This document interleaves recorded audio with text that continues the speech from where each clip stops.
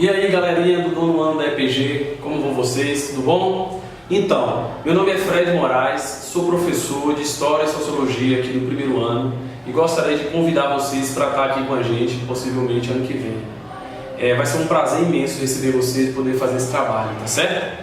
Hoje eu gosto de fazer esse vídeo para poder mostrar um pouco para vocês como é que vai ser nossa atividade ano que vem. E eu gostaria de começar falando sobre o seguinte.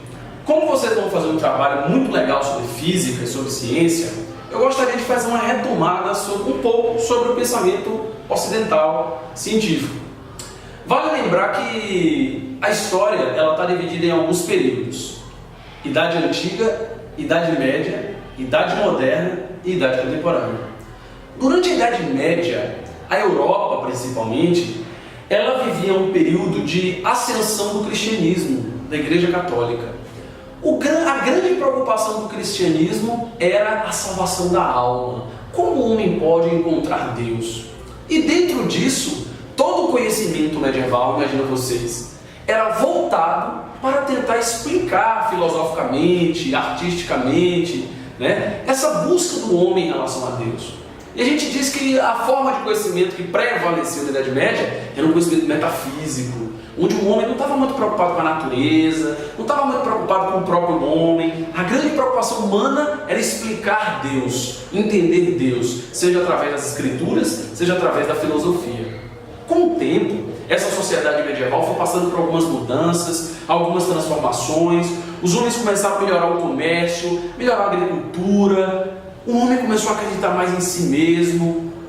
Várias descobertas foram feitas pelo contato com os árabes, com os orientais.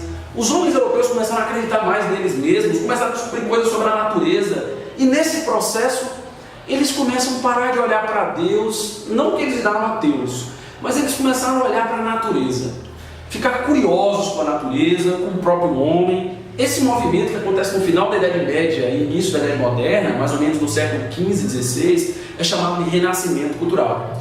Foi durante o Renascimento Cultural que o homem começa a vasculhar a natureza. Ele perde essa gana, esse esforço, essa curiosidade de entender Deus, que ele passou quase 1000 anos na Idade Média fazendo isso. E aí a sociedade agora começa a criar uma filosofia, uma ciência e uma arte humanista, naturalista. Na própria pintura, o homem começa a ser pintado agora exatamente como ele é. Os pintores passam a tentar retratar o homem perfeitamente.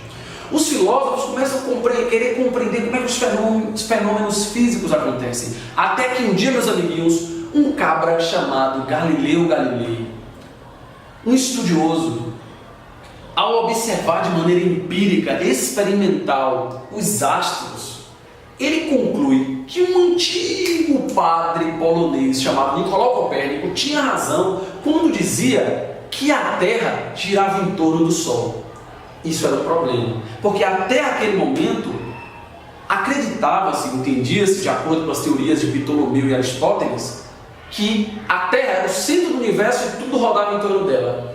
Mas o Galileu percebeu que o Copérnico tinha razão. Através de alguns cálculos matemáticos de observação, ele concluiu que não era a Terra o centro do universo. Na verdade, ele percebeu que os planetas estavam girando os astros em torno do Sol, e aí ele deduziu que o Sol era o centro do universo. Ele derrubou a teoria geocêntrica e ele criou a teoria heliocêntrica. Isso teve, inclusive, alguns problemas para ele com a igreja, que não concordava muito com esse pensamento. Tudo bem, a partir do Galileu Galilei, a gente inicia uma aventura chamada de método científico. Era uma maneira de tentar compreender como os fenômenos da realidade apareciam. Esse método científico era baseado em duas coisas: experimentação e matemática. Depois de anos de desenvolvimento, vários filósofos como René Descartes, David Hume, John Locke, vários filósofos e pensadores começam a tentar entender a ciência, Immanuel Kant, até que no século XVIII, na Europa, explode um movimento que ultravalorizava a razão. Esse movimento chamava-se de Iluminismo.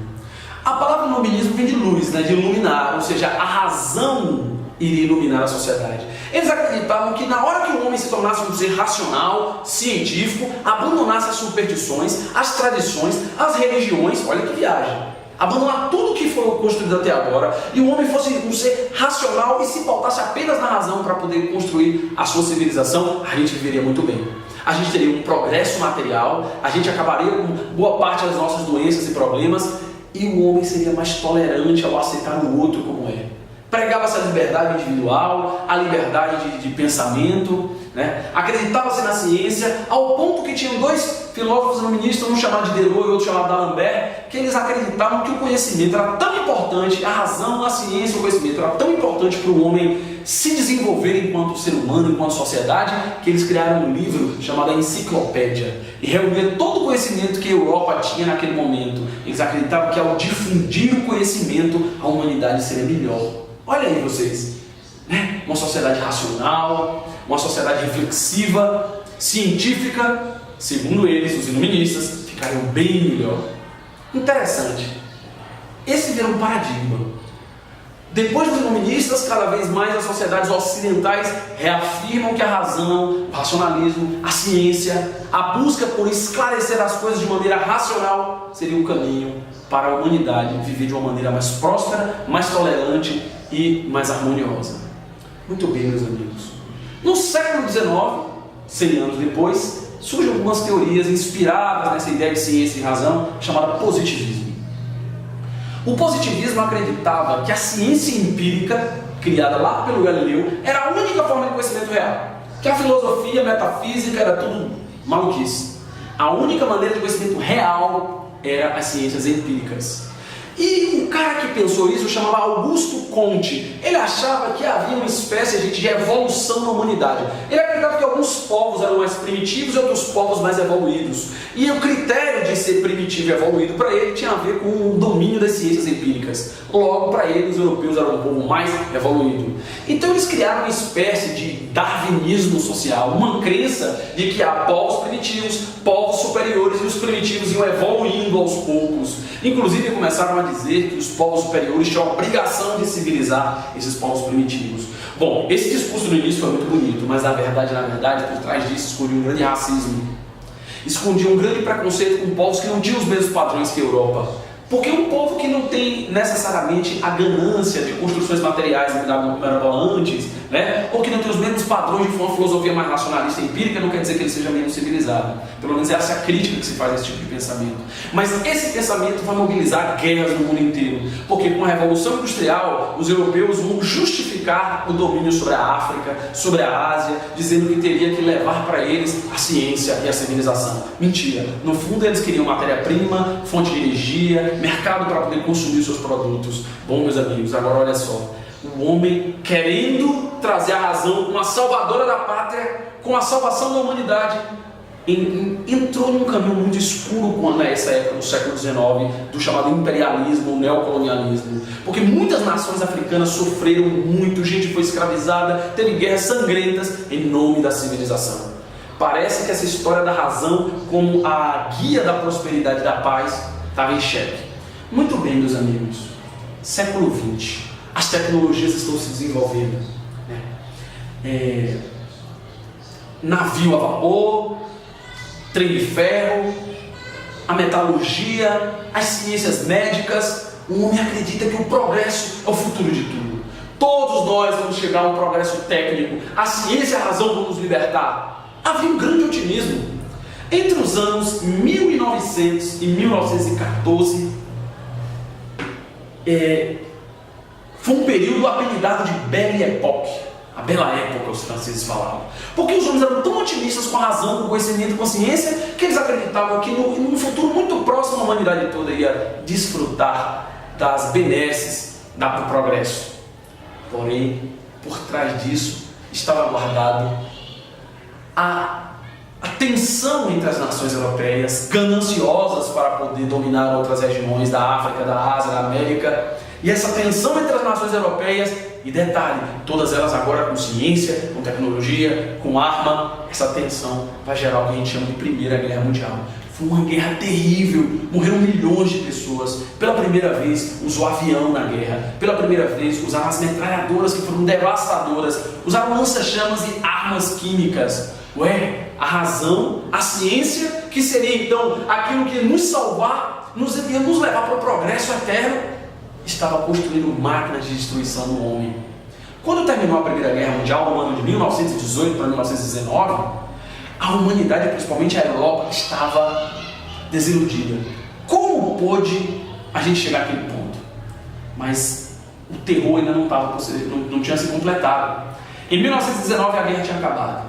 20 anos depois, em 1939, a ciência e a tecnologia tinham se desenvolvido tanto, que a vida humana em alguns locais, tinha se levantado bastante. As pessoas tinham um padrão de vida melhor, mas em compensação, as ciências físicas, as ciências da física, da química, da biologia, começaram a vasculhar áreas que antes não eram vasculhadas. Fala-se em estudos do átomo de maneira profunda, das realidades subatômicas, subeletrônicas, e o homem começa a ter um poder científico descomunal.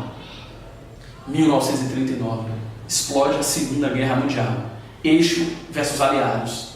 Alemanha, Itália e Japão. A Alemanha com um discurso pseudocientífico, falsamente científico, baseadas em teorias raciais, que se dizia científica, mas que científica todo mundo já sabe hoje em dia que não tem nada, né? Dizia que existia raças entre a espécie humana, coisa que os biólogos já sabem que isso não existe, que a diferença entre um negro, um branco, um índio e um chinês são diferenças mínimas, né? De 0,025% dos seus genes. Então, raça é um conceito hoje em dia não aceito, mas na época era, e o Hitler utilizou esse conceito para dizer que a raça alemã, ariana, ela era superior do que as outras raças, negros, ciganos, judeus, eslavos, orientais. E esse discurso, unido a outros fatores que eu não venho aqui agora dizer, vai jogar a Alemanha contra as outras potências imperialistas da Europa, Inglaterra, França, e isso vai gerar uma guerra sangrenta. O Japão, no seu processo de domínio sobre a Ásia, invadiu a China, a Manchúria. Os japoneses diziam que os chineses eram racialmente inferiores. O pior estava por vir. No dia que os japoneses atacaram Pearl Harbor, uma ilha, os Estados Unidos entraram em guerra com o Japão durante a Segunda Guerra Mundial. Uma guerra também sangrenta. Todos nós já sabemos que Hitler, na sua perseguição pelos judeus durante a guerra, escravizou milhões de judeus. E a maioria dos historiadores concordam que exterminou também milhões desses judeus. A ciência ajudou a exterminar também. No entanto, quando estava terminando a Segunda Guerra Mundial, a maior tragédia, talvez, de uma guerra estava para acontecer. O ataque a Hiroshima e Nagasaki. Os Estados Unidos soltaram 2 bombas atômicas, uma na cidade de Hiroshima, outra na cidade de Nagasaki. Existe uma série de divergências sobre as causas disso. Mas o que se sabe é que com a bomba atômica, os Estados Unidos provou para a União Soviética, que era uma suposta inimiga dele, e para o mundo todo, o seu poder. A bomba atômica abriu uma novidade. O homem descobriu que ele consegue matar em massa. O lance de tudo isso é que, quando terminou a Segunda Guerra Mundial, a gente começou a ficar desconfiado da razão, desconfiado da ciência. Mas mesmo assim, a ciência conseguiu criar a penicilina, que é o que salva a gente hoje de uma bactéria, né? Os antibióticos todos. A gente consegue ter um computador, a internet, todas as tecnologias, seja ela de cura, seja ela de produção, seja ela de comunicação, o que facilitou bastante a vida das pessoas. Apesar de tanta guerra, de tanto conflito, a população humana estourou. O padrão de vida aumentou razoavelmente em todo o mundo. Hoje em dia, o que nós discutimos é o seguinte: o problema não está na razão ou na falta de razão, na ciência ou na falta de ciência. Parece que a razão humana, ela depende muito da postura do homem. Assim como o homem consegue construir uma ciência, uma razão que facilite a nossa vida, que torna a nossa vida mais próspera, mais segura, assim também o homem consegue criar morte em massa, destruição em massa, consegue criar um hecatombe ambiental, mas o homem também tem a capacidade racional e científica de resolver esses problemas. Então, meus amigos, essa pequena aula que eu quis dar para vocês era para mostrar somente uma coisa: mais ciência para a prosperidade, para a paz, para as tecnologias e menos guerra. Isso não vai depender da ciência em si, depende de mim e depende de vocês, tá certo? Um beijão para todos, um abraço, joga tudo no experimento aí, viu? Valeu, até mais!